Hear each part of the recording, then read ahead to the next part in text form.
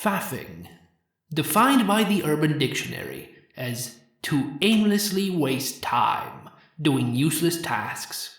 Example, stop faffing around and come to bed.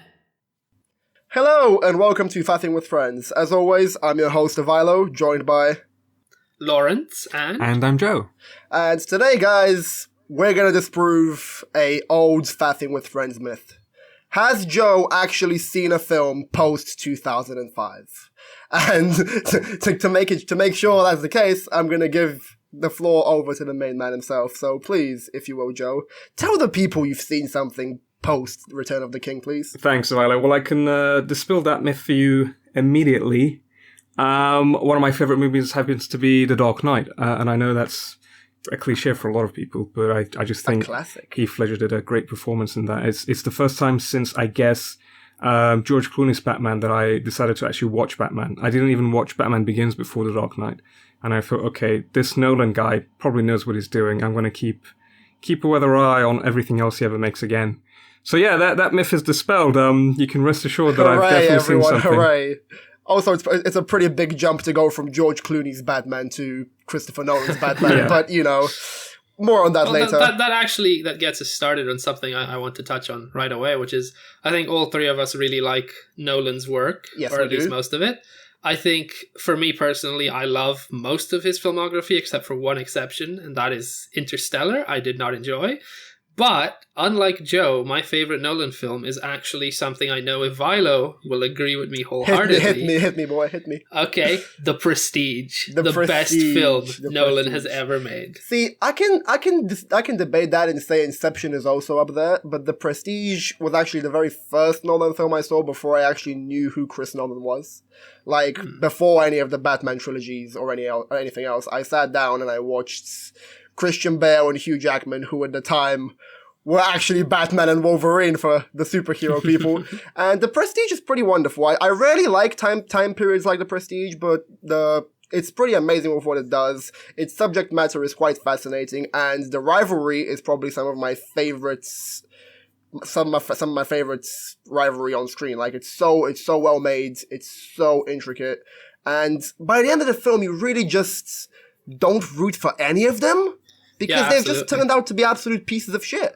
It's by the end, you've pretty much reached the point where it's like the film has started off making you feel like one was the protagonist, then midway through it switches it and makes you feel like the other one is the protagonist, and by the end you're like, both of these, well, quote unquote, both are terrible people, and everything they've done, they get what they deserve in the end, really. It is quite a powerful piece. I really love the twists and turns. It was the first film that I sort of realized Nolan's style of narrative and his whole thing of switching up timelines and switching up narrative choices, switching up character roles, subverting conventions to avoid just to use a cliched pastiche. But, it's quite a powerful film, and I do love everything that they've done. I think the most underrated thing about that film is David Bowie as Tesla. May he rest in peace. I think it's a phenomenal role. Yeah.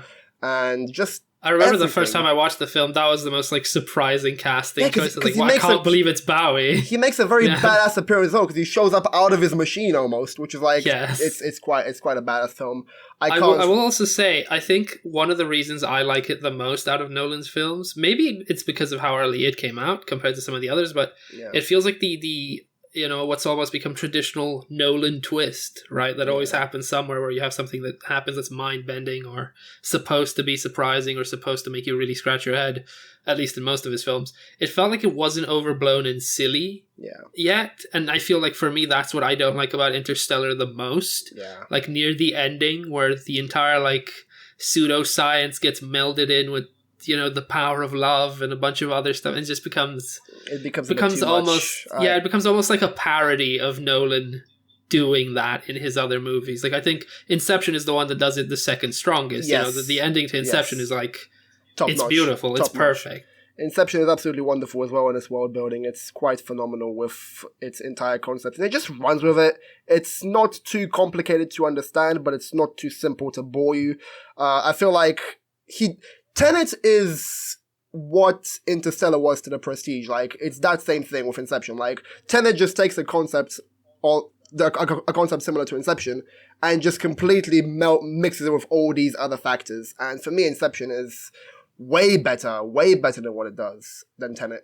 But out of Nolan's films, The Prestige and Inception are probably two of my favorites. I'm sure both of you will agree on that. But yeah, man, just Chris Nolan. What else do you need to say about him? You know? Yeah, I mean, I will agree with Joe also that The Dark Knight's greatest strength is Heath Ledger. And it's just, I think not only is he the best Joker ever, he's the best villain we've ever had, like, cast, in my opinion, on screen. Yeah, absolutely. Like, for comic book villains specifically, I do think there are better villains in some films, but I mean more in the, superhero versus super villain, quote-unquote, type thing. I think, yeah, like, Heath Ledger's Joker is... There's a reason people still talk about him to this day and his performance, because that is the most... at the time, unique, like, Joker that we'd gotten, because the Joker is very different from what you got as Heath. It's not exactly an anarchist that, is doing it all to send the message like Heath was in The Dark Knight. But yeah, I think he did such a good job making that character his own for his film and just making it so memorable that people will continue to talk about him for the rest of time and compare every Joker that ever comes after with that version. Yeah. Compared to Heath Ledger's Joker, Jared Leto's was a complete joke. I don't know. Everyone agrees. Everyone agrees with that. But obviously, I've seen Joker the movie, and I'm not sure if I would say it's maybe in my top 5, but it is definitely in my top 10 of really good movies that I've ever seen. I watched it back in just a year after it was released in the cinemas, back in, I think, either September or October in 2020 with my brother. I kind of knew what to expect because of all the memes, but I also didn't. There was a lot that... The thing it does with the movie, that it makes you think that you can guess the plot, but actually, that's the whole thing. It's the unreliable narrator. You think that, everything that's happening from Arthur's perspective, this is exactly what's going on in the world, but actually it's not. And I think that's what really gets you at the end. And the whole... I don't think I'd put it in my top 10, but it is a very good film. Right. I agree. And the whole absurdity at the end of just everything going, into chaos and anarchy. It leaves you on a weird place because you don't know how to then digest the movie, because obviously one way to think about it is, okay, it all comes down to what he says and what he does just before the ending, the penultimate bit where he's on a talk show. But then if that's the conclusion of the movie, that's a very somber and just bleak conclusion you can make.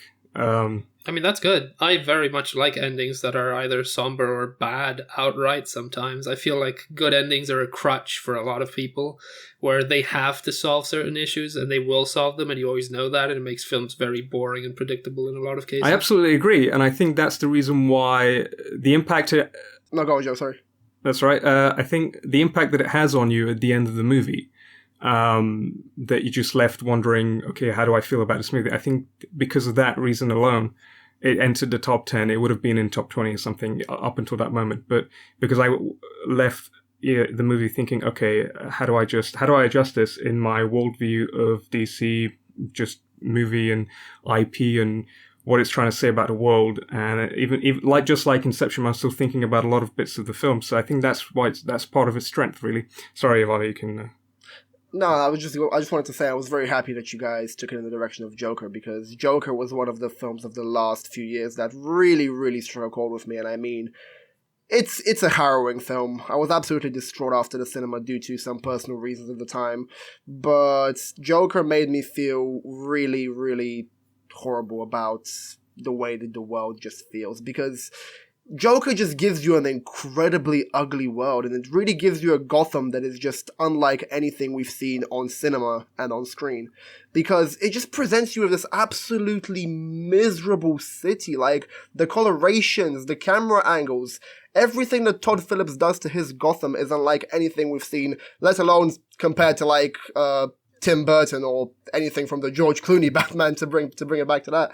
But it's just absolutely even harrowing, the original composed soundtrack, I feel. Oh my god, a lot of people soundtrack! But yeah, the soundtrack sounds so eerie, and it's really scratchy, and it adds to the personality of that version of Gotham. Absolutely. And it makes it feel really filthy and disgusting. And like you don't want to be it's rightfully won an Academy Award for it. It's absolutely powerful. It's absolutely amazing.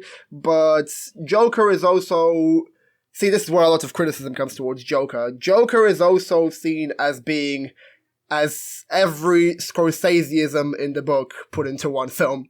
And, I kind of see that happening, but I think for its time, it's quite an amazing film because, all the stuff that Scorsese did is just, it's so ancient now, but it's still pretty much amazing. So I did want to touch on the stuff about Martin Scorsese's films. Like, do you guys have any favorites before I say mine? I mean, first I want to say that one of the things about, like, Joker wearing those things that it's carrying over on its sleeve very openly. Indeed. I never had a problem with it because it's clear that it's, mimicking or, doing an ode to those films. Mm-hmm. And I feel like they picked the greatest character they could to do that for. Because, the Joker is very much, he fits the mold of, like, someone like Travis Fimmel from Taxi Driver. Absolutely, yeah. Those kinds of characters. Like, it absolutely works for him just as well, which is, it's an interesting way to, like, take something that was done and redo it with a comic book character to give him more texture and give him more personality. But I obviously understand some people's, like, reservations with it being so close in certain scenes to King of Comedy and Taxi Driver. I did actually watch King of Comedy. Like, yeah, I did actually watch. I watched King of Comedy right before I watched Joker. Yeah, I haven't seen it. And it was pretty amazing, and it prepared me well for the events in Joker, especially the subplot with the TV show host, which is basically the main driving point of King of Comedy. And again, Robert De Niro in both of those films is absolutely fantastic, and he really fits that role of this type of disenfranchised character that you also see in Joker. But I feel like amped to 100. I feel like that era of Scorsese is quite phenomenal, and King of Comedy is one of his underrated little gems. So if anyone who hasn't seen King of Comedy, please go and check it out. I know it doesn't have, like, the appeal of Taxi Driver or, like, the infamy of Raging Bull, but King of Comedy is definitely up there, and it was actually very poorly received at the time, but right now it's also seen as one of the Scorsese classics, especially if you're viewing it through the lens of Todd Phillips' Joker. Like, phenomenal film. So we're moving on to Scorsese then, yes? Yeah, absolutely, if you guys want to. So I've always said my two favorite Scorsese films are really, they're odd to a lot of people because I love his entire gangster, side of his filmography, but that's not at all my favorite part of his films. Mm-hmm. I really like, stuff like Casino, The Irishman, everything he's done that's Goodfellas, obviously. That. Exactly. Yeah. But I think my favorite one out of the gangster stuff would be The Departed. To me, that was by far the most impactful out of his, like, crime films. Just everything it does, the way it ends, every single character interaction, the dialogue. I, to this day, will go back and re-listen to that opening monologue from Nicholson, where he just goes on and on about, the old guard and how, things used to be done around these parts. And I love that entire film. It has such a distinct style when compared to his other, like, more mob-oriented films that crime-wise, out of his work, it's my favorite. But the other two, I think a lot of people don't go for as their favorites, but to me, because they were such a breath of fresh air from Scorsese, Wolf of Wall Street and Shutter Island are by far my favorite Scorsese films. Oh my gosh. I feel like Wolf of Wall Street is one of the most interesting, like, fun adaptation of a real story ever. Like, I can rewatch it endlessly because it's just so well made. Everyone's acting to, like, the highest degree I've ever seen them. Even Jonah Hill is, like, incredibly impressive in Wolf of Wall Street. Every single actor is perfectly cast. It makes me laugh every single time I rewatch it. The scene where they're both drugged out of their mind and they're, like, crawling to the car. Absolute classic. That scene kills me. It killed me the first time I saw it in the cinema. I could not stop laughing. I was probably annoying members of the audience. But then when it comes to, like, Shutter Island, I think it's my favorite serious film he's ever made. Yeah. Everything from, like, the twist to just the build up to the development the character gets and how many clues there are to what's actually happening. Shutter Island, like, left me the most shaken emotionally out of all his films. Yeah. By the end, if you don't, like, feel something after finding out how, what's happened and why it's happened and who this character you're following actually is and what he's gone through, then I don't know, man. I think you don't really feel much at all usually, Shutter Island is phenomenal, absolutely phenomenal film. I agree with The Wolf of Wall Street. I recently saw it. I was pretty impressed by it. I hadn't seen it for a long time. Don't know why, but, go figure. Really love the way they portrayed, the events on Wall Street. And, in light of what's been happening recently with GameStop and AMC and stuff like that. It's always relevant. It's always relevant. It's always great to rewatch. I was sort of somewhat turned off. This is about a decade ago. I saw a trailer for Shutter Island, and then someone said to me, "Oh, you mean Shitter Island?" And I was like, "Are you serious? It's that bad?" And then they said, "Well, the novel is," and I was like, "Okay." So I just never really watched it. I might do now, though. Let me give you a tip. If someone talks about something in their, like, oh, it's based on this thing I don't like, they're morons. Right. Don't worry about what they say. If you haven't seen something, talking about it is pointless, in my opinion. But I will mention Gangs of New York, something that people generally don't mention. It's not a amazing film, but it's a decent film still. You know, you've got, I think it's Daniel Day-Lewis and DiCaprio again. I think I watched this well over a decade ago. It was when my parents weren't home. They'd gone to a different city for business. And I was just home alone, and I was like, okay, well, I can watch something that my parents usually wouldn't let me. What am I going to watch? I'm going to watch Gangs of New York. And for, I think, a 12-year-old kid who had only just recently been introduced to Scorsese, that was a pretty decent movie. Since we're on the Scorsese can I say one small thing, just to set this context? I grew up in a family where if I proved that I was mature enough to handle certain subjects, I was allowed to watch pretty much any films or like media that I wanted to from like a really early age. So I never had to do the whole, sneak, see this thing while your parents are out thing. But that's like, that would have stopped me from experiencing so many good films when I was young if I'd had to go through that. If I had to like argue a case to my parents for every single film I wanted to see, I probably would have never seen stuff like Gladiator or like Blade Runner or a lot of stuff that would probably have been deemed, themes that are too mature for me to understand at that age, but I understood them just fine, and I appreciate those films a lot more now as a result. Well, the loophole for me for that was I usually watch those movies when my parents were asleep, and I would plug my headphones into the TV so nobody could hear. So that was one way I could get around it. But, it was something that I was at home alone and didn't have pretty much anything to do, and I was like, okay, yeah, I can watch this movie. And it's not like, it's just very violent. It's just graphic. That's as bad as it gets. It's not, doesn't have really adult content other than that, I guess. And I mean, I wouldn't even argue they're that violent, most of Scorsese's violent films, compared to like violent films these days. Yeah. You put up anything that Scorsese has made against stuff that Tarantino makes, and you're comparing like the most non-violent violence ever to just the most brutal, over-the-top, visceral stuff It's ever. funny you mention that, because I watched both volumes of Kill Bill with my brother just not last year, but the year before. And he was, I think, 14 at the time when he saw it with me. And he loves it. That's one of his, favorite Tarantino movies. So it's funny how my experience of Kill Bill was, I probably watched it when I was 16 or 17, but my brother watched it way younger than me. And he had a completely different reaction to it compared to what I did. I'm very glad we are on Tarantino now, because we're just hopping all over the place here, man. We're so we're so everywhere, man. So much culture. Right. I mean, would you agree with me that the best way to do this is go first through like directors where we like most of their filmography before we move on to like soul films? I did ask you guys to think about, before the start of the podcast, I did ask you guys to think about your top 3 Tarantino films, because this is such a controversial topic and everyone has so many different opinions, but I believe that at least one film has to be mentioned in any top 3 Tarantino films.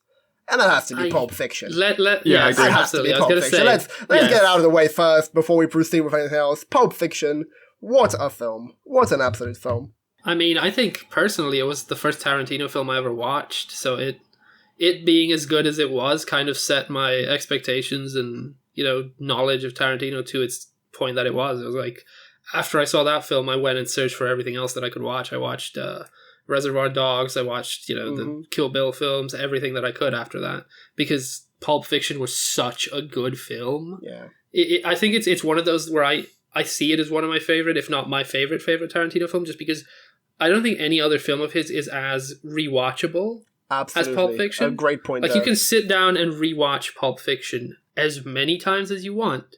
And to me, at least, it never loses the things that are like charming about it. I actually watched Pulp Fiction at home when I was quite young, and I actually made it. I made a conscious decision to actually watch Pulp Fiction in cinema at some time. And before the COVID pandemic happened, I was actually very lucky to be able to go and experience Pulp Fiction at the big screen. And, I know you don't like the whole cinematic experience, Lawrence, but to me, having seen Pulp Fiction on a big, giant screen just with myself and my own thoughts. It was quite an amazing experience. I absolutely love the dialogue in Pulp Fiction. I love the whole atmosphere of Pulp Fiction. I think that is probably Sam Jackson's best performance. Tied closely with another favorite Tarantino film of mine, which I will bring up in a bit. But the final... Can I quickly, before we move on, provide some context for something you said? Because the audience might find this a little interesting. Go on. I despise cinemas. Yeah, I despise the cinema-going experience. I hate it. I can't stand going to a place with other people. I can't stand not being able to mute something or control the volume or pause it when I need to. It makes my experience worse of things. I always rewatch things I've seen in the cinema later, so I have full control over all the circumstances if I can. Now, I'm not saying, I hate other people going to this. No, go enjoy however you want. But to me, I find the cinema experience far less appealing than most people have made it. So it kind of going away as of late has probably been the thing that has affected me least out of the mediums that have suffered from the pandemic. Fair enough. Because I think the last thing I saw in the cinema was Joker, and before that it was Endgame. So it's not like I went very often to begin with, because it just isn't something I very much enjoy. Yeah, fair enough, man. But again, for me, it was just, I wanted to see the original. Like, I wanted to see how it was seen back in the day, before the Blu-rays and before all the special editions. You go there, you sit down and you watch it. But again, to each their own. I absolutely agree. If you hate cinema, then no one's forcing you to go. But to go back on Pulp Fiction and Sam Jackson's amazing performance, I absolutely love the final scene of that film with Tim Roth and the woman, and it's just absolutely phenomenal. Just that must have been the first time I ever saw Tim Roth at anything. Yeah, he's pretty like much one of my favorite actors these days from like everything he's done. That scene is absolutely amazing. It's just so well made that it's immortal. It's immortal. And why Sam Jackson did not get an Academy Award that year is beyond me, but it's okay. We move. We're not here to discuss award shows now.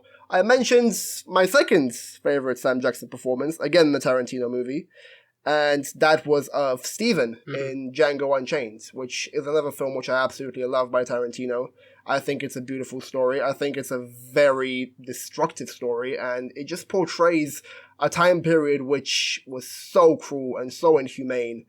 And I just love the entire resolution of that film. I think it's a powerful film. I wouldn't say it's in my top 3 Tarantino films, really? But it's like my 4th. Okay, it's my 4th. Okay, fair enough. I so it's like that. Right behind the absolute favorites of mine. But yeah, I agree. Like it's a great movie. Everyone's cast perfectly again, which is something Tarantino has nailed always. Yeah. And the thing about Sam Jackson's role as the Uncle Tom, pretty much, right, of the film, it always reminded me of Uncle Ruckus from the Boondocks. Oh my god, because it is the same character pretty much, except different times, different eras. And every time I saw him playing that character, all I could think of is, wow, Tarantino made Uncle Ruckus in a live action version, and this is incredible. Like what a weird and fun act and role from Sam Jackson. It makes you hate him so much in that film, which is something you don't usually see him do, play characters that aren't like the audience's favorite.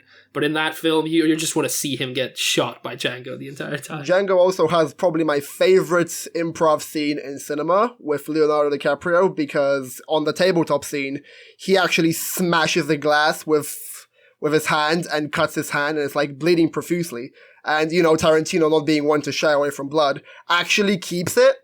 And DiCaprio's whole scene just revolves around this bloody hand. And he just terrifies poor Kerry Washington, because he smears this new added blood on her face, and just it's also one of DiCaprio's favorite performances for me, as the menacing, despicable Calvin Candy. But that whole improv where he just literally just cuts his hand, and Tarantino's like, that's some real blood in my shot. Keep it, It's and I love that Leo clearly is fine playing along and going along with it. Like, he barely flinches. He barely flinches, like absolute professional. But, I think one thing to mention about Django is it also birthed like so many good memes and meme templates. I think we still send like a bunch of dumb Django memes in the chat, in like the group chat. Anytime we go on, it's just send Django memes. Oh, you have my interest now. All those memes are just perfect. Calvin Candy is a machine for memes, like. Yes. But also a horrible piece of shit. So, Yes. I think can I say one thing quick? You mentioning like Django is really good, because my second favorite Tarantino film is The Hateful Eight, and that's because I have a very big love of westerns. Like, westerns are especially like the rebirth of westerns, more modern neo westerns, where you see like a much darker and more like less heroic version of those westerns. I love that, and the Hateful Eight is such an interesting, almost like stage play turned into a film. Like all the dialogue is like Tarantino at his absolute best. And I'm one of those people that like watch the Hateful Eight so many times, and it's so long that it always takes a big chunk of the day if you decide to. Yeah. But just I love that amazing dialogue. You know, I will never stop saying the word haberdashery now that I know it and it's in my lexicon. I love that entire film. Yeah, Joe, you were going to say something? Yeah, I was going to say, for me, it's probably going to be obviously Pulp Fiction, we all mentioned as in our top three, but also Inglourious Basterds and Once Upon a Time in Hollywood. I only saw Once Upon a Time this time last year, actually. And then I also saw Inglourious again very recently, but I've seen it a lot of times. It's probably it's actually probably my number two, if Pulp Fiction is the first one. I actually got my brother to watch Pulp Fiction because I said there was a ketchup joke in it because his favorite sauce is ketchup. So it was like, you gotta watch it for the ketchup joke. That is such a weird way to entice someone to do something. But then he ended up loving the whole film, not just the ketchup joke. But Inglourious Basterds, I think, is a perfect movie, especially how it revolves around just killing Nazis and beating the crap out of them. It's so well told. The way that the narration is just structured. It's not something. Obviously, it's idiosyncratic of Tarantino, but it's not something when it comes to World War II or movies about Nazis that you usually experience. Imagine trying to get someone into Pulp Fiction and just saying the best thing is the ketchup joke. That is phenomenal. But then the thing about that is that everything else in comparison, you realize that actually everything else is way better than the ketchup joke. So you think to yourself, this must be such a great movie that if it can hook me on a ketchup joke, then imagine what else it can do. Fair argument. So back to the top three. You guys have pretty much now gotten me to my third favorite Tarantino film, which is Inglourious Basterds, and for a specific reason. I think it is Christoph Waltz's his best role ever as Hans Landa. Yeah. That character as a villain is one of the most like intimidating but calm and just horrible villains out there, I think, in cinema. That entire 20-minute opening scene of the film with the milk, where it's just it's him coming into that house looking for anyone hiding Jews from the Nazis to take them to the concentration camps, and that entire scene made my hair stand up on end the first time I saw it. The whole 20 minutes I was like dying from the constant anxiety and how horrible and terrifying Christoph Waltz plays Hans Landa. Because he doesn't seem imposing physically, but he's so scary in the way he carries himself, the way he's watching every single movement of the other character he's sharing the scene with, the way he's slowly coming to the realization of where the Jews are being hidden from him. Everything about that scene I think it's the best scene in the entire film, frankly. The irony is that, what would either of you say about him? I absolutely love... Sorry, go on. Sorry, no, you go first, and then I've got a question about Hans Landa. I'll ask you both. Okay, so as I said, Inglourious Basterds, again, top three, which makes Pulp Fiction, Django, Inglourious Basterds top three for me. I'm very glad you brought up Hans Landa, because Christoph Waltz also absolutely slays as Dr. King Schultz in Django, and they were right after each other. So, and he won Academy Awards for both of those. Mm-hmm. So he's just absolutely phenomenal as our good friend, as just Hans Landa and Dr. King Schultz. But the reason why Inglourious Basterds is so good for me is actually Brad Pitt's character. I absolutely love Brad Pitt's character in that film, the Apache, and he's absolutely hilarious with his dialogue. The infamous scene in the ballroom where Arrivederci, yeah, you know what I'm talking about. It's just absolutely insane, man. He's the underrated gem of that film. I think some of Brad Pitt's best roles have been under Tarantino, and in Once Upon a Time in Hollywood. Yeah. Some of his best acting has been done because Tarantino's so good at writing him really good scripts. Yeah. You had a question? Yeah, Joe? So my question for both of you is, so Lawrence mentioned about how Hans Landa is a scary character, and he is. He does, he does put the fright into anyone he, encounters. But isn't the irony that he's a coward because he tries to strike a deal with Brad Pitt's character towards the end. And that's just, for me, that seals how much, how just generally... It's a great portrayal of what the Nazis were like. A lot of them were just cowards. They were very willing to surrender. And I argue that makes them 7 times more terrifying. That's precisely why the Nazis were scary. They were monsters in every single version of that word. They weren't just bad people who were doing horrible crimes against humanity. They were horrible cowards, as it came out later. A lot of the Nazi hierarchy were horrible in every right. The scientific experiments doctors did in the camps, everything about them. That's what makes them so scary. It's that he does all that terrible shit and then he tries to talk his way out of it. Yeah. He absolutely believes he can worm his way out of getting any consequences for those actions. That makes him 10 times scarier than most villains who are just well, I guess I'm defeated, and dies, And again, that scene with Brad Pitt when at the phone with the phone, where he's just he is so confident and cocky in that scene, you almost don't get the sense that he's surrendering. He's just well, you're gonna call these people and this is what's gonna happen. He's in charge of that scene. Only when the film resolves the way it does that he finally submits. The only time you see Hans Lander actually losing is in the final shot. That's the only time. After he's lost. Yeah. It takes them actually winning for him to even show that level of I've actually been defeated. Yeah. And again, that's what I think makes him such a terrifying presence, because the entire rest of the film he's so sure of himself and that what he's doing is going to succeed that it's horrible, isn't it? It's off-putting. It makes your skin crawl. And to go back to the scene with Brad Pitt and the pretend Italians, where he just absolutely just busts out some fluent Italian and just puts them on the spot. It's just so great. It's just, oh man, just Hans Lander and Inglourious Basterds. Up there with Jules as some of my favorite Tarantino characters. But yeah, so for me, it's Django, Pulp Fiction, Django, Inglourious Basterds. Lawrence, you said it's Pulp Fiction, Hateful Eight, and Inglorious Bastards. And Joe, you said? I said Pulp Fiction, Inglorious, and Once Upon a Time in Hollywood. So I think all three of us said Pulp Fiction and Inglorious as our top 3. Yeah, we actually have. Good stuff. I think that speaks about the quality of those films, though. Of course we would, because they're so iconic. They are Tarantino his best. Now, I want to take this podcast somewhere else. I want to take this podcast into the world of animation! Yay! Because of course we had to go there. Now, as all of you who know me and listeners who don't know me, I am a huge fan of Japanese animation. I am a huge, huge fan.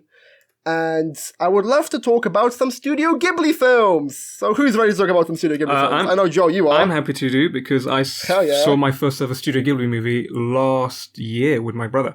It was Princess Mononoke.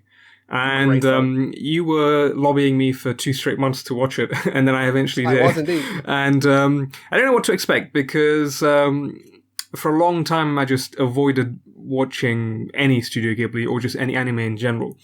But it was great. I think it was one of the best movies I've just seen in general, even though I had to follow the subtitles. I mean, obviously, it's not a great, grand thing for me to have to do, but it was a great movie to watch. Yeah, it's not exactly a difficult thing. Foreign films kind of come with that territory. But Howl's Moving Castle, I would say, would probably be so far my favorite of the Studio Ghibli movies. I've also seen Spirited Away. My brother's seen all of them, but I still have a long way to go to go through the list myself.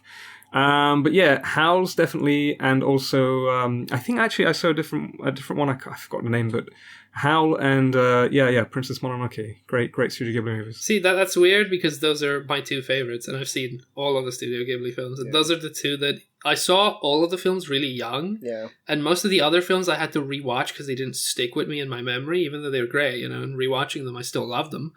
But Howl's Moving Castle and Princess Mononoke, I could remember from when I was a child. Yeah. So I clearly enjoyed them enough that my baby brain from back then was yeah, I remember these. Yeah. These stuck with me. These characters, these scenes, the animation, everything. It was wow, I'm rewatching something I've actually remembered. I do think that those are the 2 that the main, not to say the mainstream ones, but the ones that most people remember very fondly, along with Spirited Away. Princess Mononoke for me is one of the most amazing Japanese films in terms of its lore, in terms of its setting, in terms of its message. It's so fantastically created, and it's just so, so beautiful. I absolutely love the whole contrast between the environment and the nature gods and Iron Town, and it's just so fantastic with everything that's going on. I love the characterization, I like the message, I love the idea that if you try to destroy the environment will naturally just fight back. Mm-hmm. It will respond, it's gonna respond. And it's a beautiful, one of my favorite scenes is when the main antagonist, she aims to kill the forest god, and the forest god just looks at the rifle and makes flowers grow on the rifle. It's a very subtle scene, but it's incredibly powerful. And then she shoots him anyway, but then having done that, she just sets off this idea of like resetting everything that's happened so far. And man, I absolutely love that film. I think it's wonderful. And it has that otherworldliness that Studio Ghibli films do so, so well. It employs a plethora of Japanese lore and Japanese legends, like the Kodamas. We all know the little Kodamas with their little moving heads. Those are actual spirits from Japanese mythology. I absolutely love them to bits. And yeah, just what else can I say, man? Studio Ghibli is just phenomenal with what they do, and I love them to bits. They're a great part of my childhood, great part of me now, I remember the other movie that I saw was Nausicaa of the Valley of the Wind. And it's just another example of the great relationship you talked about between the characters and the environment. And it also had quite an impact on me because just generally, before I even knew about Studio Ghibli and media like that, a lot of my own writing is basically based around the environment being its own character. And until I experienced Ghibli itself, I didn't know that, it could have been explored in the way that it was. But I, obviously, as much as it's funny you should mention anyone... Nautica, because Nautica was actually heavily inspired by Dune, and I know you love Dune, so... Right, yeah, exactly, yeah. So yeah, I would implore and encourage anyone who wants to start with animation, if they haven't already, or if they haven't seen these movies, go watch Studio Ghibli. Just start anywhere, but especially the two that we've mentioned, Howl's Moving Castle and Princess Mononoke. Also, while we're currently on animated and the Japanese ones... Is he going to bring it? I don't know what I'm going to bring. You're going to have to wait and see, won't you? Okay. I'm not the biggest fan of Japanese animated films. There's a few I really like, and I've seen a good amount. But there's also much I know I haven't seen and might not even get around to. But out of the ones I have seen, one that not enough people mention and that I find is my favorite animated Japanese film is Paprika. Now, it's a very interesting concept. I won't say much about that because I do recommend it for absolutely anyone to go watch.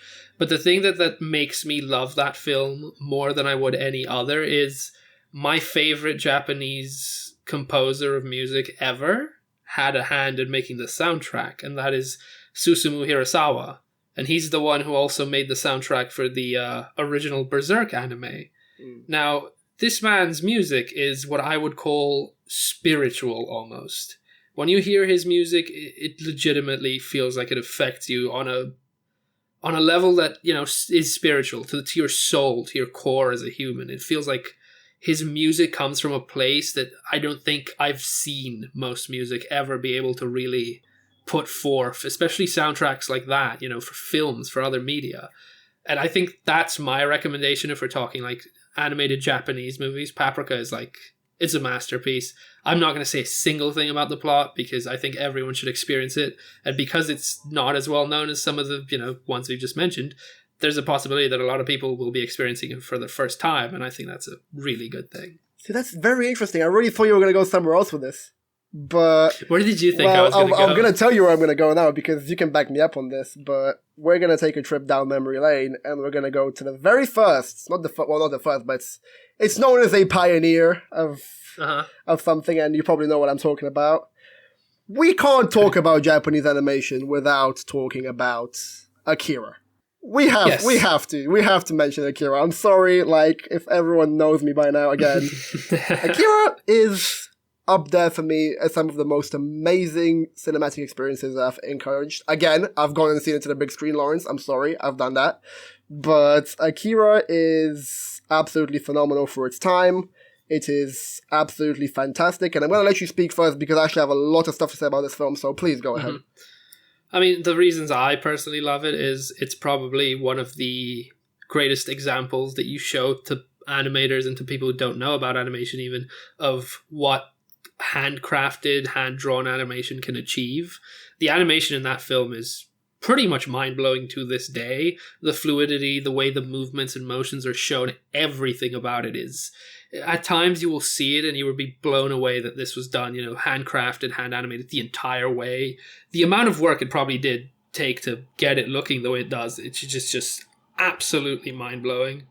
Yeah. Another thing I really like about it is just its message. Like there's this ongoing theme throughout the film, apart from the main characters and the whole, supernatural, superpower, psychic type thing, that you're seeing like this collapse of this almost authoritarian country, and like the people rising up against the figures of authority, and it's all going to hell. And there's this incredibly interesting civil war ongoing in the background as your main characters deal with the coming of Akira and all of that as well. And I think it's just such a dense film for like compared to a lot of other animated films.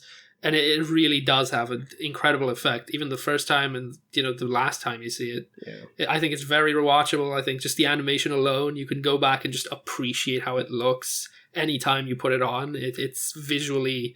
I think it's inspired so much. The bike scene, for example, Exactly. where they're like... At the start, there's so much you see in like modern media. That's now. where I come in, because you talked about inspiration, and I'm a firm believer, and everyone can back me up on this. Without Akira, we would not have modern day anime. It just simply would not be possible, and it would certainly not have the exact same demographic and following that it does in the West. Akira started off obviously as a manga from 1982, and it wasn't until 1988 where the author, Katsuhiro Otomo, actually sat down and said, right, if we're gonna make an adaptation of this, I'm gonna have full creative control over it. And he did that. He sat down, and Akira had such huge financial backing from like all the big players, which again enabled this amazing animation to come into effect. But the impact it had in the West a year after its release was just mind-blowing. You can go back right now and you can see so much pop culture which has been influenced by Akira. Flippin' Kanye West has a video which mirrors the exact scenes the from music Akira. video for Stronger. Akira just introduces the West to this whole new world, and to this very new profitable world, should I say. And all the themes and tropes, like you mentioned, anarchy, war, resistance against governments, world destruction, world domination, all stuff like that we see in modern day anime and modern day manga, all originates from Akira. That's not to say that Akira is always like the first manga, like the first animated film, but the impact it has in the West is absolutely mind-blowing. It's literally like... I think one of the impacts it had was the first time like a lot of people from the West saw like animation as something for adults. Exactly, right? yes. That's another thing. Yeah, it was so extremely violent, and like it took themes that were so mature, like the Civil War and the uprising against the government. And a lot of that you'd never seen in animated films that were, being made in the West, because it wasn't seen as a profitable industry making animated films for adults. They were seen still mostly as, for kids. Indeed. And again, not to mention anything, but the one fault I'm going to say about Akira is because I can't not critique something I love. Akira is a great cinematic experience, a great visual experience. From like the narrative point, it suffers a bit, but that's only because its source material is so huge and it encompasses so much that you can't possibly fit that into a 2-hour film. But again, on a pure cinematic level, Akira is up there with... I'm just going to simply say it, because I know you've said this, Lawrence, but Akira is Kino. Akira is absolute Kino. If anyone wants to go watch it, I can't recommend it enough. Along with the Studio Ghibli films, it's probably some of my favorite animation. But yeah, enough about me rambling about Akira, because I'm going to be here all day. I do, before we move on from animation, we've mostly only talked Japanese animation because Ivaylo's very big on that. I do want to mention that I have a few Western animated films that I think are masterpieces, and I would recommend anyone, even if you're a kid or not, to go and watch. Now, one thing that will take a lot of people probably by surprise is I am a fan of musicals if they're done well. Oh, hell yeah. So 2 of my favorite animated films of all time are The Prince of Egypt and The Hunchback of Notre Dame. Now, both of these films are pretty much musicals, and the reason I love them is not only are they incredible animated films with some of the strongest narratives, strongest villains, most like compelling character relations you'll ever see, the music is absolutely incredible. The Hunchback of Notre Dame has one song, Hellfire, which the villain Frollo sings at a certain point that is... I think it is one of the most mature, lyrics-wise, and like impressive pieces of music that has ever been in a like animated musical that was also intended to be watched by like young people and children. It is absolutely incredible the level of depth this villain is given by just his song that he sings. It's something that to this day sticks with me. And I mean, the entire like soundtrack of Prince of Egypt is every single song in that musical. You know, every musical number is a banger. And you can listen to them outside of the film and they're still incredible. And I think that really tells you something about the quality of those films as musicals. And two more that aren't musicals that I want to mention are, my favorite animated film of all time is Treasure Planet. Now, a lot of people don't know about it or haven't seen it because it was a massive commercial failure. But Treasure Planet is kind of taking the story of Treasure Island and adapting it onto a sci-fi framework. And it is just one of the most fun, joyous, like, interesting melds of, like, 2D animation for all, like, the characters. And then the environment around them is 3D in such a way that it's actually done well. It meshes, it fits. And even now, I think, you know, over a decade later, we still see people mess up the use of 3D and CG and animation and make it look absolutely atrocious. And the fact that Treasure Planet all the way back then got it totally and completely perfect, in my opinion, it really does make it timeless. You go back, you watch it, you're like, this still holds up. It looks better than a lot of modern animations where CG is present and where it's just Berserk 2016 levels of clang, which no one wants to ever see again. Jesus Christ, please no more. And the last one I'd recommend to everyone is The Emperor's New Groove. Anyone who knows about it, it's a classic for a reason. You probably should see it. Now, Joe, do you have anything to say? You have been quiet for a bit. Yeah, so I definitely agree with you with the three animations that you mentioned, Prince of Egypt, Hunchback of Notre Dame, and Treasure Planet. I think those are great animations I've ever seen. Probably I like them more than I do any Studio Ghibli movies, especially Prince of Egypt. The 10 Plagues song, I think that's an absolute masterpiece. That, along with... I've seen so many covers of that song, and it's still amazing. Every time I rehear it, doesn't matter who's singing it, that song is a masterpiece. Exactly, I absolutely agree with that. And that, along with you playing with the big boys now. And yes. Hellfire, I think, was voted number 1 as the best animation song in some playlist I saw. The number 2 was Be Prepared by Scar in The Lion King. But yeah, I just wanted to reiterate that. And if anyone's interested, I don't know why, if we've gone to the point where we're plugging other people, but Lindsay Ellis does great videos on movies, and she did one on how Treasure Planet came into being in the first place. And it talks about how Hercules and the Little Mermaid had been made before Treasure Planet. And that's a great little context into why it became a commercial failure, even though critically it's probably one of the best animations that Pixar's done. Oh yeah, I've seen that video actually. I agree, it's a very good watch. There's a lot of like really good context to like why Treasure Planet ended up being like a commercial failure. It's really sad when you learn about it because it's such a incredible film, but it just came at the wrong time. It didn't get the full backing it deserved, and it just didn't end up being what it could have been. Yeah, exactly. Before we move on, I'm very happy that you guys brought up The Lion King. I absolutely love The Lion King, and again, I've seen Western animation as well. It's not just Japanese animation that I'm a fan of. I love me some animation, but again, Lion King. What else can you say about Lion King? Everyone loves it. I haven't met a single person who said I hate The Lion King. So Lion King is amazing. It made me cry. It made my parents cry. It was one of the first films that I actually cried to when I was a kid. Not much can be said about Lion King that hasn't already been said, but Lawrence, you mentioned The Emperor's New Groove. And I just have to jump on that because at one point, no joke, I'm not bullshitting the listener, I'm not bullshitting you guys. At one point, I knew that film's dialogue off by heart. By heart? Yes. All of it. Exactly. All of it. It is so... It is so good. It is so amazing. I even knew it in the Bulgarian dub. Fight me. I know that film off by heart. I can always sit down and watch it. Yzma is great. Kronk is hilarious. Kuzco is wonderful. Pacha is just the best thing in animation. I love him. I love them all. Like, what a lovely set of characters. What an amazing film. If anyone who hasn't seen it, please go watch it. There is nothing wrong with that film. It's always a good time. Yep, and I have one more like sleeper suggestion before we move on to like maybe normal films again. Not animation films. Go watch The Road to El Dorado if you haven't. Oh my god, yeah. One of the funniest things ever made. Also, probably most people's first ever crush on an animated character. Oh gosh. There you go. Road to El Dorado. That's a shout. That's a very good shout. But yes, let's move on from anime. Animation. I meant animation. Oh boy. I heard the spears being sharpened by the audience. No, please. I'm not a weeb. But yes. Can I like suggest a director that I'd like to hear you guys' thoughts about?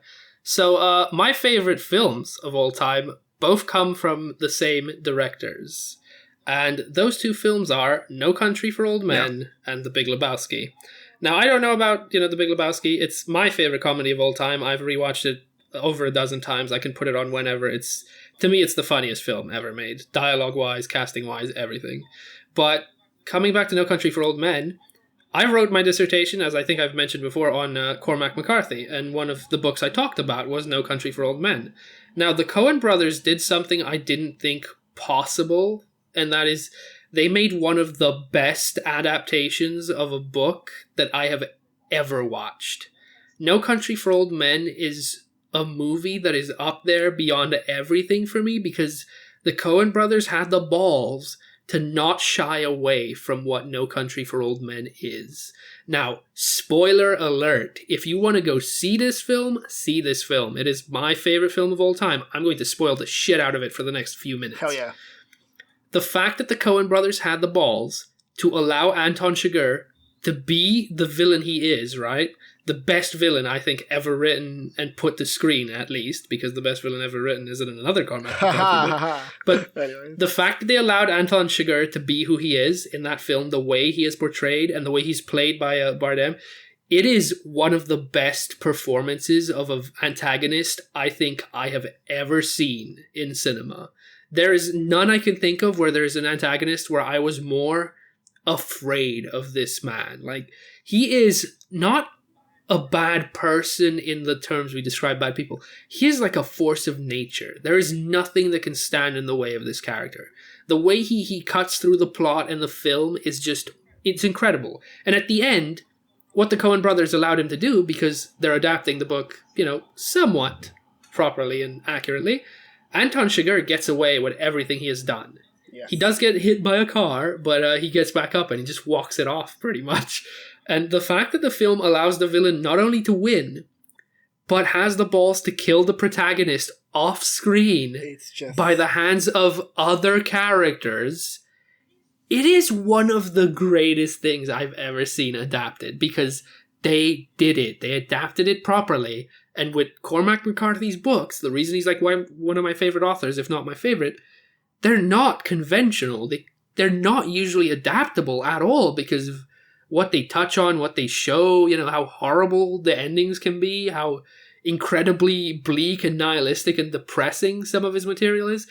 Most directors would never have the balls to go through and actually properly adapt it. And the Coen brothers did such a good job that I could say this is one of the few films where I enjoyed it more than the book. I just have to comment on that hot Anton Chigurh talk, man. I just have to join you. Yes, please get in. Chigurh is so terrifying, and I just have this saying in the back of my head, which every time we bring up No Country for Old Men, there are times where I forget about Anton Chigurh. And then I'm reminded of Anton fucking Chigurh. Because he is just that. The way that Judge Holden in Blood Meridian is a personification of everything evil within humanity, Chigurh is the personification of our choices. And he is the personification of those choices going horribly wrong. Chigurh will stop at literally nothing to come and collect his due. And that due is normally your life. Like, he is the Grim Reaper. He can come and he can kill you, and that is going to be the end of you. And I absolutely love one of the touches by the Coen brothers, because mostly every single character Chigurh meets in the book, he kills. Yeah. Every single character he meets in the film, you don't get to see his death. You don't get to see him debate. You get to see them debating it for only one scene with the coin toss. But every single other character he meets, they just cut away.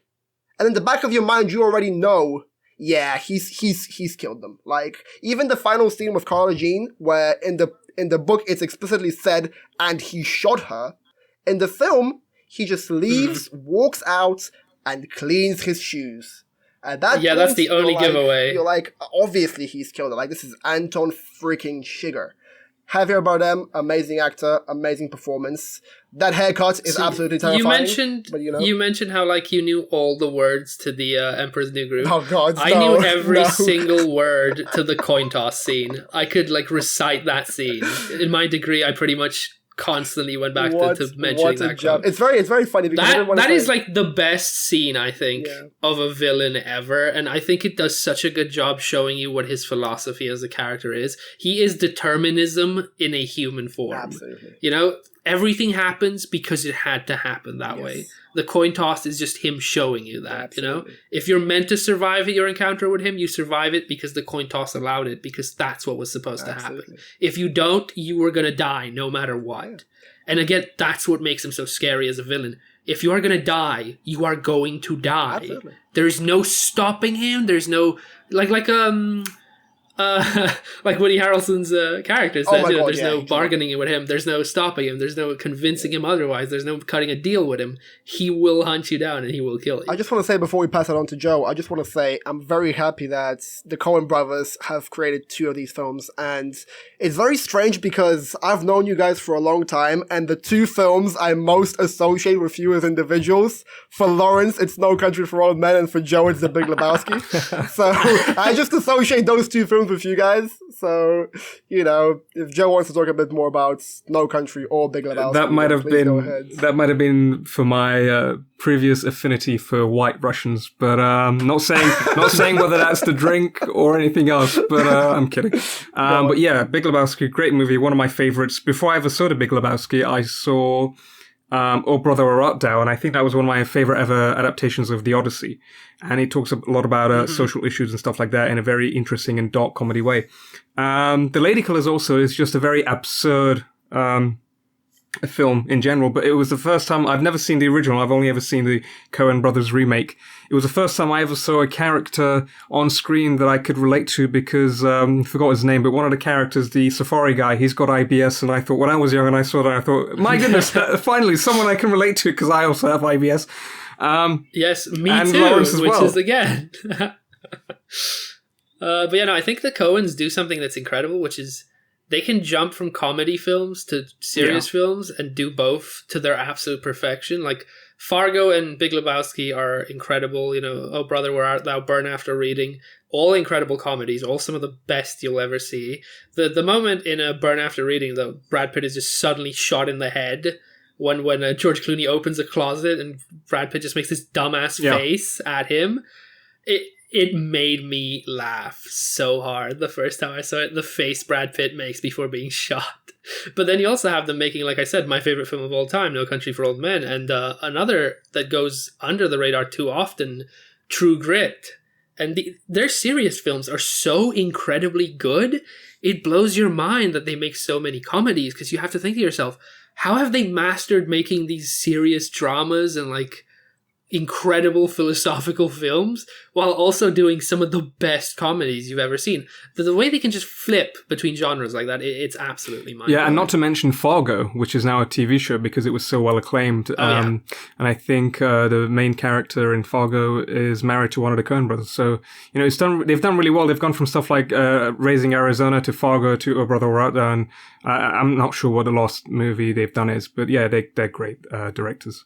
I think before we get anywhere near wrapping up, there's a few more directors that I want to mention at the very least. One of my favorite directors of all time is Edgar Wright, and I think we all agree that his films are great. Like the Cornetto trilogy, I assume we've all seen. Shaun of the Dead, Hot Fuzz, The World's End. Yes, Ivaylo? Maybe. Maybe. Oh my god. Okay, also Scott Pilgrim versus the World, Baby Driver. Literally his entire like filmography is just films that I've watched endless amounts of times. They're all incredible. We all know Ivaylo just is afraid of comedy, so sometimes he doesn't see certain ones. Other than that, I kind of want to mention one that I think Ivaylo will very much like to talk about, and that is Akira Kurosawa.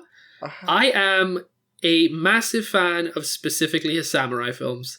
His samurai films are probably some of my favorite films that I ever saw, both growing up and now. I re-downloaded his entire collection a few weeks ago, and I've just been going through, all his samurai films. Seven Samurai, Jimbo, all the good ones, and it's just, there's no one that does samurai stuff the way Kurosawa did them. What do you think of Ivaylo? Do you love his stuff? I love most of his stuff, but I have to be in a certain mood to sit down and watch Kurosawa. Like, I absolutely agree. They're long, they're slow. They're very slow. They have incredible choreography, and they're just so amazing with everything that they do. A fun fact you mentioned them actually, because in my masters we sat down and we had 2 seminars on Ran. And Ran, obviously a retelling by Kurosawa of the Shakespearean tragedy King Lear. And Ran is absolutely fantastic. It's absolutely phenomenal with its colors, with its overall buoyancy. It might be the most visually stunning samurai film ever made. Visually stunning. It is very wonderfully made. I actually have a friend. I did not write my final assignment on Ran, but one of my other friends sat down and wrote his assignment on it, and he got a first. But Ran is... I think Ran is probably actually...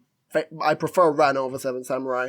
But again, Kurosawa is a genius. If you want to sit down and just truly experience some amazing Japanese culture, him with Studio Ghibli together, that's an afternoon, bro.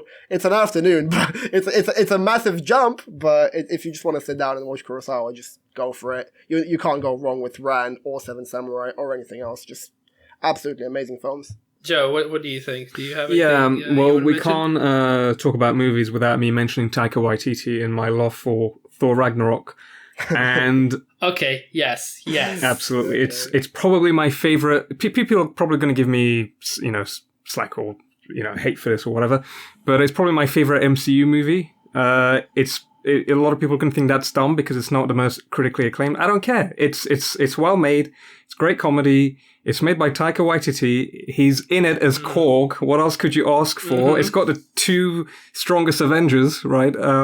Probably not the best, but the pretty decent ones. It's got my favorite MCU character of all time, Thor. So this movie was made for me. I can't wait for Thor: Love and Thunder.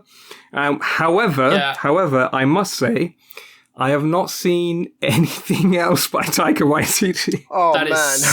Here we go. This is. I'm ready to throw hands, Joe. This is fighting words for me. At least go watch Jojo Rabbit. I am going to do that. Okay, no. I think the film I love most. I think the film I love most from Taika is What We Do in the Shadows. If I hadn't seen that film, I would never have watched the rest of his filmography. What We Do in the Shadows might be the most interesting take on modern day vampires in existence, and it's so funny. It's so atrociously funny. There are certain scenes that are so quotable that certain people I know still bring them up to this day. There's a scene where there's werewolves. There's a pack of werewolves, yes, because this is modern day, modern day vampires, werewolves in the world and such.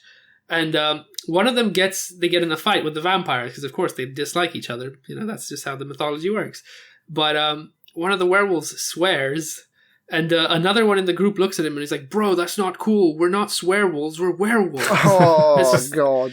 Damn. The film is so funny. It is so... That's a good joke. That's God. A good joke. Fun fact, we mentioned Taika. Taika is poised to direct a live-action Akira. So I don't know how that's gonna work, but if it does happen, he has my blessing to go do it. Yeah, it feels like they gave him kind of an impossible job. I know, it's very. We'll see what happens. We'll see what happens with that.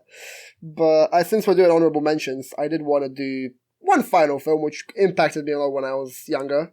Again, like Lawrence, I was allowed to watch stuff which I was able to consume. That's The Green Mile, man. Green Mile for me is it's a very powerful film. It's very emotional. I watched it recently, and I'm happy to admit I teared up at some scenes. And Green Mile is phenomenal with everything that it does, its whole atmosphere, and just the performance by Michael Clarke Duncan, may he rest in peace, was absolutely. Oh yeah, no, I think that was the as first Joe time I Coffey. ever saw him in a film role, and it made me cry. That's one of the films that like actually got me to break down crying at the end. It's a very powerful I couldn't film. believe like how powerful. From it was, everything to like from Tom Hanks to like the Mr. Jingles, man. Mr. Jingles is always going to be a part of me, and it's just such an emotional film. It's a very cruel film. It's a very despicable film, but you have such amazing cast. You have Sam Rockwell in his young age playing this amazing villain.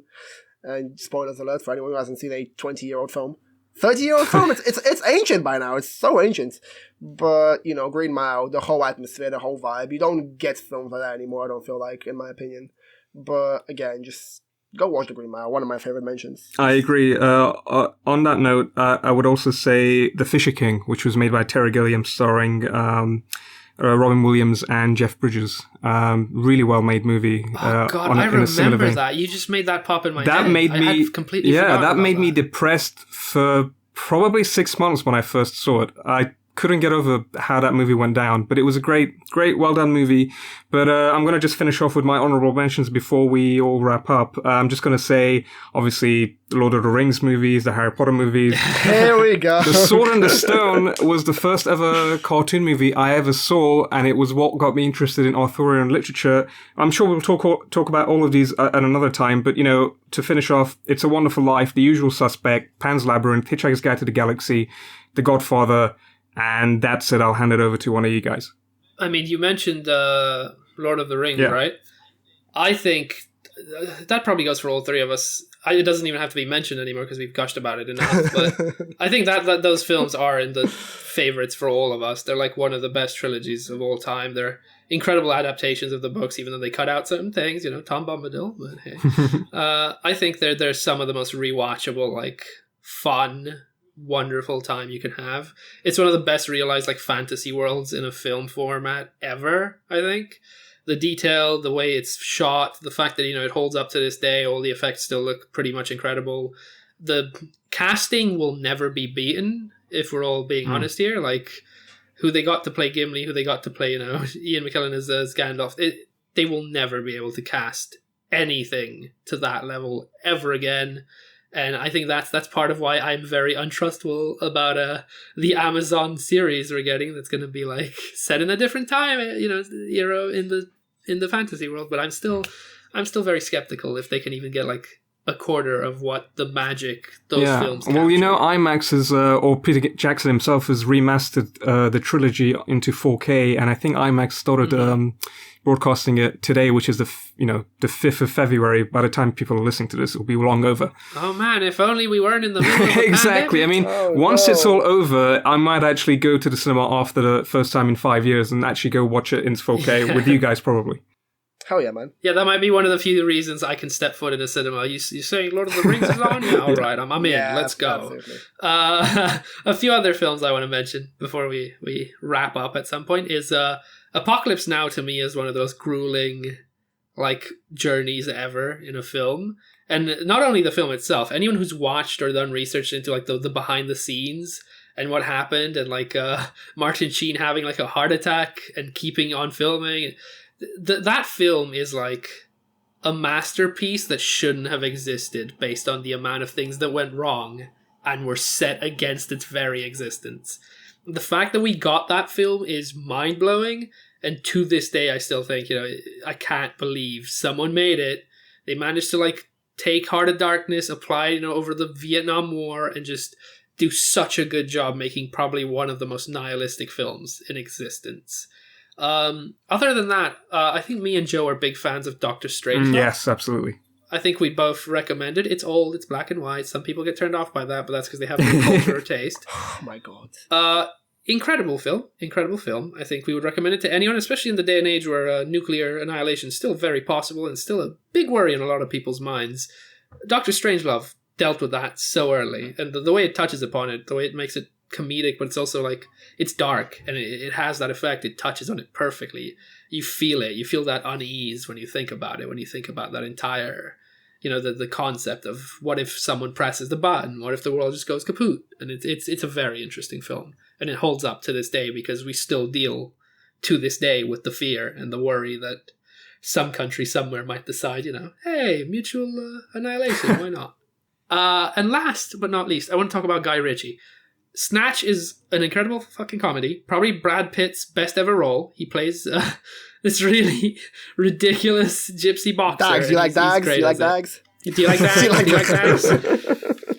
That film it's a masterpiece. The Desert Eagle scene, to this day, I'll just put on that scene alone, where he's like, "This is a goddamn desert eagle," and he explains it. It's like, yes, that film is amazing.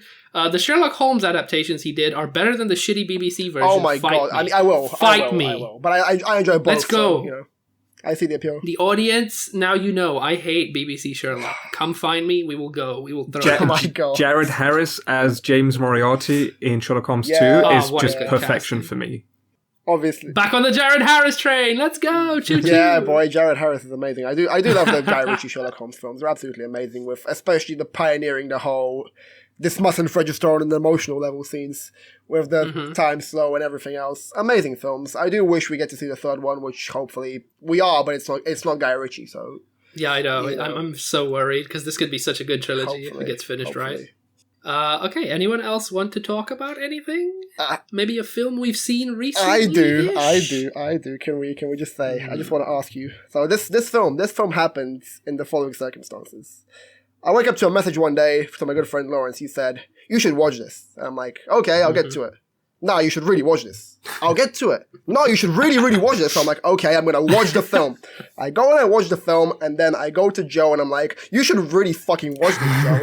and then Joe, being the infamous slow watcher he is, he takes his time with it. But then me and Lawrence continue to bully Joe to watch it, and now Joe sees the film, and now us three are going to bully everyone who's listening now to watch that film. And that film is everyone's favorite, The Lighthouse. Obviously. Oh my god. Obviously. Let's go. Let's go. Okay, The Lighthouse is one of the best, most interesting takes on a horror story ever, in that you aren't supposed to know, at least to some degree, if these characters are just insane, or if what's happening is actually in some way Lovecraftian, or horror of that form, cosmic horror. But also might be the best casting I have ever seen for a duo of characters. Absolutely. The chemistry between Pattinson and Willem Dafoe it's unlike anything I've seen, where it's a film where it's only two characters pretty much in a room talking most of the film. Willem Dafoe, this might be his best role ever. The Poseidon speech he gives when he finds out, Hawk, that everything, his perfect accent of an old-timey sailor. That film is so incredible. There's also the stunning way it looks. It's black and white, and that's an intentional, artistic choice, and it is an experience. To this day, I'll be sitting around and in my head will hear that air horn go off. The in the background, and it's just, what a good film. And it came at a time when we were all pretty much the start of the pandemic for us, right? That's when we all saw it. So we were all locked inside, and we were like, we need new things. This is horrible. And The Lighthouse came out, I saw it, and I was just like, it's time to bully everyone I've ever known. Literally how my experience went. But again, he's not wrong. The Lighthouse is one of the most amazing horror films. I can't even call it horror with a completely straight face. Lighthouse is just a phenomenal experience. It is actually very loosely based on an Edgar Allan Poe story, I believe. Yes. Also called The Lighthouse. Yeah. But the casting and the entire atmosphere of it is just unlike anything I've ever seen before. Again, the dynamic between the characters is absolutely phenomenal.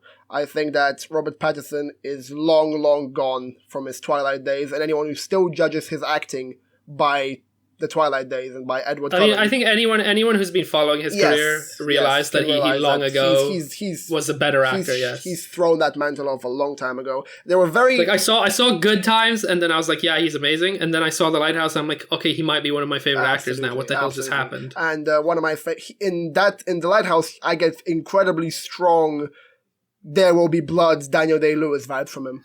Absolutely. I absolutely that is agree. exactly the character I thought of when I watched it. And again, The Lighthouse's whole idea, it's quite poetic in a way. It's almost feel like I'm reading something by Percy Shelley, especially with Prometheus Unbound, and especially that ending, spoiler. This whole concept of there being a higher being than you, a god, and you being this small character, obviously Robert Pattinson, he plays... trying to overthrow that god above you. Yes, he plays the man to Willem Dafoe's gods, and he can't get to the light. The light's forbidden from him. But just like Prometheus, he goes and he touches something which he can't handle, something which he is forbidden to be with. And again, the ending is obviously, again, very Promethean. It's him lying sprawled across a mountain with birds eating away at his insides, which again was the eternal curse of Prometheus. He was chained to a mountain, and every day a bird comes, eats his liver, and Jupiter or Zeus, take your preference, he regrows it, and this is eternal punishment. Just eternal punishment for transgressing against your gods, and for transgressing and trying to handle powers which you can't possibly understand. And I was a little excited for this film to come out. It's why I was I think the one evangelizing it the most, because before this, Robert Eggers, I think his real first The Witch, directorial debut, The Witch. I saw that, and it was one of the most impressive films I'd ever seen in a long time in the horror genre. And it was, I think, the first time I saw Anya Taylor-Joy as a important role in something, and a leading role, and she was incredible in it. The film was incredible. This director, the atmosphere he captures in his films is absolutely mesmerizing. The atmosphere, and if you look at the behind the scenes, they filmed The Lighthouse on an actual little island, and the storminess and the horribleness and the wetness, all of that was real. And seeing the actors all bunched up and freezing and cold, it's you understand why these films he does capture atmosphere so well, because they're very genuine. There's a lot less of the fakeness of other films to it, and you feel it. It feels real, and it feels rough, and when you're watching it, it almost takes a toll on you, the same way The Revenant did for me, where I was watching The Lighthouse and I could feel it wearing at me over time. I felt tired. I felt this film is fucking with me, but I love it. I love everything I'm experiencing. What I also loved about The Lighthouse was so much of the story being told in silence without dialogue, and so much of it being told through suggestion. When, I don't want to give much away. I want people to go and see it for themselves and experience it for themselves. But when Robert Pattinson's character finds things out that, really irks him, or when he's doing certain things that he shouldn't be in the context that he is, or when certain information about his character is being revealed, and then that scene with the seagull, I think that is just so well done. I never expected it to see anything like that on screen, especially black and white, to have that impact that it did. And I'm just glad that I gave into your pre-pressure and your bullying and finally watched a movie at the beginning of the lockdown, because if I hadn't, I wouldn't have experienced probably one of the best movies that I've ever seen. Hell yeah, man. Oh yeah. If we've all gushed about The Lighthouse as much as we're gonna, I have two tiny honourable mentions to leave off on. Drive and Fight Club. Go see them. Oh, gosh. I like them a lot. You know the first rule, man. You know the first rule. Come on. Yeah, I know, and I know that I'm supposed to break it, so there we go. But yeah, Fight Club and Drive are films that are... One of them is very quiet and subdued, and it's one of the best action films, in my opinion, ever, because it's such a raw, simple, personal action film. That's Drive. And I think it's one of Ryan Gosling's best performances, because frankly, it's the performance he's been doing ever since Drive in most of his films. Except for maybe The Nice Guys. That's a good film. He does a good job in it. And then there's Fight Club, which I think is Brad Pitt's other best role ever. Would we agree? I agree. I think I've read the book. I love the film. I do think, however, that Fight Club is a very interesting case study, where I've discussed this with many people who've written papers on the book. Including me. Fight Club, the film, manages to make Brad Pitt and his character, Tyler Durden, a lot more glamorized and appealing, which the book does its best to not do, because Tyler Durden's supposed to be a horrible terrorist monster extremist. Yeah. But the film and Brad Pitt's acting are so compelling, he's so charismatic in that role, that for a lot of people, when they walked out of the film Fight Club, this entire generation was born that idolizes Tyler Durden. And it's the funniest, most weird, backwards result ever. Obviously, Fight Club is the biggest commentary on toxic masculinity we have. Exactly. You're not meant to be like Tyler Durden, exactly. People, Yeah, and the biggest commentary on idolizing someone who's authoritarian, because that's what Tyler Durden is. He has the way people get initiated into his little Project Mayhem. cult. Yeah, Project Mayhem. it's so interesting to see how the film, just because of how good and charismatic Brad Pitt was as this character, managed to like touch people or reach people in the complete opposite way from its narrative counterpart that is the book. Absolutely. His name was Robert Paulson, is all I'll say. His name was Robert. And on that note, thank you guys for listening to us. If you guys are interested in these kind of episodes that we're doing, they can go on forever. If you do want that to happen, then let us know, because we could always do part 2, 3, and 4. If you guys, if you don't want to say anything else, if you do, go ahead. Otherwise, I'll just plug our social media. I mean, I hope everyone considers going and seeing any of the movies we've talked about that they haven't seen, because they're absolutely all favorites. We all know that these podcasts, they have to be a certain length at least, so we couldn't talk about like everything we've ever seen, and I think that wouldn't even be possible if we had infinite time. But you're fond of our mentions, are you? Go see every single one of these films. They are amazing. They really are. That is all you're going to get from me. This is Lawrence and my dear friend Ivaylo.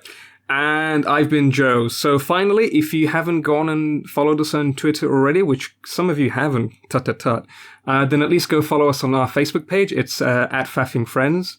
Otherwise, if you go to Instagram, Twitter, Facebook, anywhere, and you click on our contact in bio link on YouTube, anywhere else, even on all the podcast platforms that we're all now on, we're on all the major ones and every other ones that you could imagine.